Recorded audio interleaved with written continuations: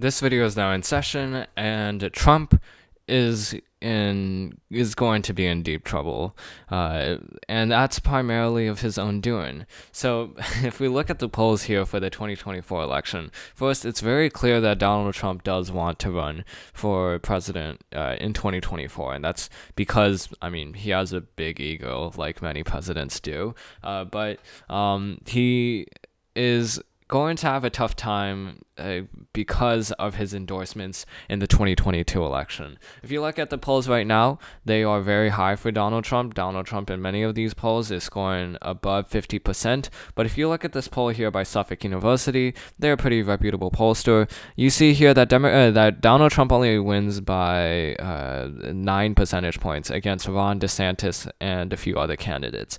And he doesn't even win by a majority of the vote. That's somewhat concerning, considering that it's still very far out from the Republican primary. And the other thing is that it may get narrower because of his endorsements. So if we look at the endorsements in 2022, and talk about their chances of actually winning in the election in the general election in November, there's a stark difference. So in the state of Arizona, for example, if we look at the governor's race, Trump endorsed Kari Lake while Mike Pence endorsed Karen Taylor Robson. Now, in this race, it's even though the New York Times, or I guess AP, hasn't projected this race, Kari Lake, in our view, is going to be the Republican nominee. So she was brought up by Donald Trump. Without Donald Trump, she probably would have lost to Karen Taylor Robson. So then let's talk about the general election against Katie Hobbs. And when we talk about the general election, it becomes worse off because of Kari Lake. So here you can see in the polls, these aren't really the most reputable polls, but you see here that in this AB pollster, Kari Lake wins by only 1 percentage point. That's actually really low when it's a blue wave year, not a blue wave, a red wave year, and when Arizona, in general, when the suburbs of Arizona are more against the Democratic Party and the White House. And the reason why is primarily because of Kari Lake. A lot of Arizonans see her as too far to the right, and even though Arizona is a wacky state, they have been trending towards the Democratic Party. They've been trending more purple, and because of that, you have more moderates rather than the Republicans that the state used to be. So that's one example. If we look at Michigan, in that governor's race, Michigan was supposed to be competitive. In the 2020 election, Joe Biden won it by only lean margins, by less than 4 percentage points. But here you see that 538, according to them, their forecast shows that if the election were held today, Tudor Dixon would lose by 13 percentage points, and Tudor Dixon is the Republican nominee, by the way. Tudor Dixon is probably the best Republican candidate, to be honest, of the Michigan Republican candidates that were fighting in the primary. But the fact that Donald Trump came in and endorsed Tudor Dixon means that her win or loss will be attributed to Donald Trump. And the same thing in Pennsylvania. Doug Mastriano was already leading in the Republican primary, but Donald Trump chose to endorse Mastriano, and because of that, Trump's legacy and Trump's electability will be dependent on whether people like Mastriano will win or not. And you see here, it's not a very high chance that he'll win. It's essentially the same chance that Donald Trump had of winning the 2020 election, according to 538. And this extends past governor's races. It extends past Tudor Dixon, Doug Mastriano, and Kari Lake. It goes to the Senate races and the House races. In the Senate races, Donald Trump endorsed Blake Masters, who is completely anti-abortion and pro-guns. And in a more Republican state, that would fare relatively well. But again, Arizona is a purple state.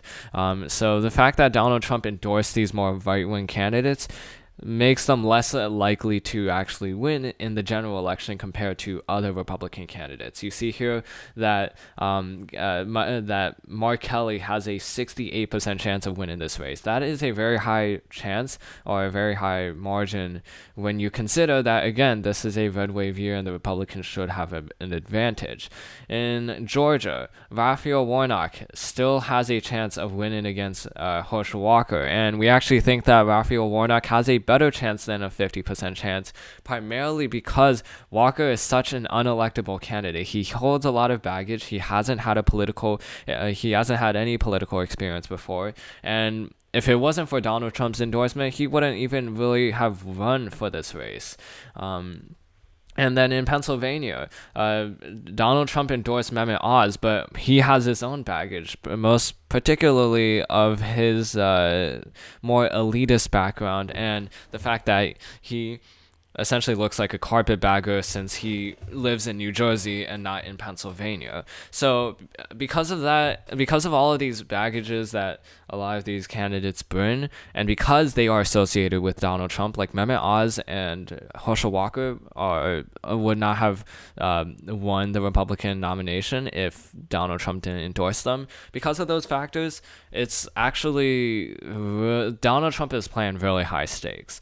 Now, why would he do this? Why would he risk so much of his legacy upon a lot of candidates who are deemed unelectable? It's primarily because of his own story, and as well as his, I guess, his philosophy. So his own story is that for the 2016 election, a lot of people didn't think he was electable. Once the Access Hollywood tapes came out about a month before the election, a lot of Republicans were writing him off, but he won.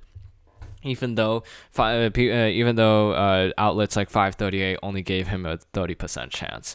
So by endorsing these candidates, he thinks that there's still a potential for them to win, even with these lower, or I guess reduced chances of winning compared to more moderate establishment candidates. The other factor is that of Donald Trump's philosophy. Obviously, he wants candidates who are incredibly loyal to him, and he views that anti-establishment candidates are the ones who are going to be most loyal to him. People like Doug Mastriano, who have committed to electing a Secretary of State that would manage an election that would be 100% chance of going to Donald Trump, regardless if he truly won in the state of Pennsylvania or not in the 2024 election. People like Blake Masters, who ran on the coattails of Donald Trump. And he does this because he wants to avoid people like Adam Kinzinger or Mitch McConnell, who can support Trump and policy wise, but when it comes to events like January 6th, or when it comes to trying to shape the Republican Party, could distance themselves far from Donald Trump. So because of that, he wants candidates who are loyal to him. But he also views this as a gamble. Like, in his view, if these candidates win their election, it's all because of Donald Trump. Without Donald Trump, none of these candidates would have had a chance of winning. So his view is that if he can get these candidates across the finish line in the general election, and if he can get them to win, that's a huge boost to his profile. And it truly is a huge boost if they do manage to win, because these candidates are much more right-wing than the typical Republican candidates, and they are much more right-wing only because of Donald Trump. So if these candidates win, it's only because of Donald Trump, and that essentially guarantees his 2024 nomination. But his view is not necessarily the view that will probably happen in reality. In reality, a lot of these races will be won by a Democrat, and in many cases it will be because a lot of these candidates are too unelectable. These candidates don't have the same kind of populist brand that Donald Trump is able to bring to the table. People like Mehmet Oz have a hard time and are struggling to captivate Republican voters to vote for him because he can't. People like Mehmet Oz cannot distance themselves from the aura, the view that others have of him as an elitist that who is from the New York City suburbs, who lives in a mansion, and who only came to Pennsylvania just so that he could get more power. It's something that a lot of these candidates are struggling to distance themselves from. The reason why Donald Trump was able to do that kind of thing was because he appealed to voters who the Democrats didn't really focus on in 2016. Voters in Michigan, or voters in Wisconsin, Michigan, and Pennsylvania, these Rust Belt blue collar workers, they felt ignored, and Donald Trump brought a voice and power to them. But then you have people like Mehmet Oz, who are simply just coming into the state. When these people are already somewhat, when their voices are already starting to be heard, and people like Mehmet Oz don't really have anything to add to the table. People like Herschel Walker don't really have anything to add to the table. Same thing with Blake Masters, and because of that, you will find in some cases that Republicans that are brought up by Donald Trump could win, like in Michigan's 3rd district, even though this is a Biden +9 district, and even though we think that Hillary Scholten, who is the Democratic nominee, even though we think she'll be able to win in this race, according to our outlook, there's still a chance that John Gibbs could win, since this district is not completely Democratic. John Gibbs, by the way, is a candidate that was brought up by Donald Trump and who defeated Peter Mayer in the primary that happened a few days prior, because of Mayer's vote to impeach Donald Trump in 2021. But even though there's still a chance for some of these candidates to win, and a lot of these races, the Democrats will probably win in them, because a lot, and it is in part because of how unelectable the Republican opponents are. So if that happens, that's going to present a real challenge for Donald Trump, because the people in the Republican Party already have doubts of the electability of Donald Trump. The New York Times ran I think it was the New York Times. They ran a focus group. I think I don't necessarily remember, but there was a group of voters who kind of discussed about Trump, and a group of Republican voters who discussed about Trump, and a lot of them were apprehensive about actually wanting Trump to run for re-election, and the primary reason why they were apprehensive, it was because of his electability. So if he loses in these 2022 elections, that will bring a lot more question to his electability. And if the Republicans, the anti-Trump Republicans, if they can coalesce against around one alternative candidate like Ron DeSantis, rather than spread their votes out across multiple candidates like they did in 2016, then it suddenly becomes a lot harder for Donald Trump to actually win in the 2024 Republican primary. So that's just something to note.